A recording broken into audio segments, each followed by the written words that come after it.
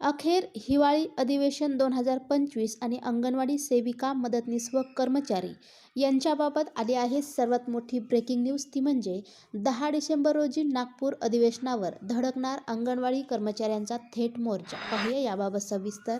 तत्पूर्वी चॅनलला अजूनही सबस्क्राईब केले नसेल तर सबस्क्राईब करा, समोरील बेललाही क्लिक करा, म्हणजे असेच नवनवीन लेटेस्ट अपडेट तुम्हाला पाहता येतील. बालवयामध्ये जीवनाचा परिपाठ देणाऱ्या अंगणवाडी ताईंच्या तसेच कर्मचाऱ्यांच्या प्रलंबित मागण्या तसेच आपल्याला न्याय हक्कासाठी नागपूर येथील हिवाळी अधिवेशनावर येत्या बुधवारी म्हणजेच 10 डिसेंबर रोजी मोर्चा धडकणार असून मोर्चामध्ये जास्तीत जास्त अंगणवाडी सेविका तसेच कर्मचाऱ्यांनी सहभागी व्हावे असे आवाहन देखील करण्यात आलेले आहे.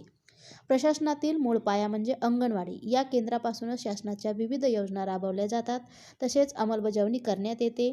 आजही अल्प मानधनात काम करणाऱ्या अंगणवाडी सेविका तसेच कर्मचारी यांच्या मागण्या या शासनाने मंजूर करून सुद्धा प्रलंबित असल्याने त्यांना आपल्या न्याय हक्कासाठी झगडावे लागत आहे.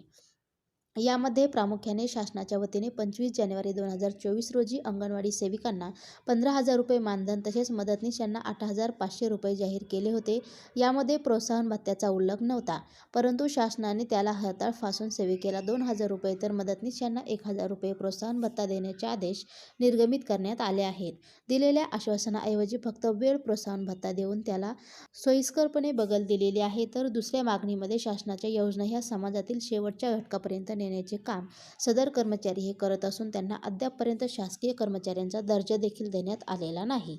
या मोर्चासाठी जिल्ह्यातून तसेच तालुक्यातून जास्तीत जास्त अंगणवाडी सेविका, कर्मचारी यांनी सहभागी व्हावे असे आवाहन जिल्हा अध्यक्ष नंदकिशोर गायकवाड, जिल्हा सचिव सुरेखा तळेकर, देऊळगाव राजा तालुका अध्यक्ष सुनीता तिडके तसेच तालुका सचिव रेणुका डोईफोडे यांनी केलेले आहे.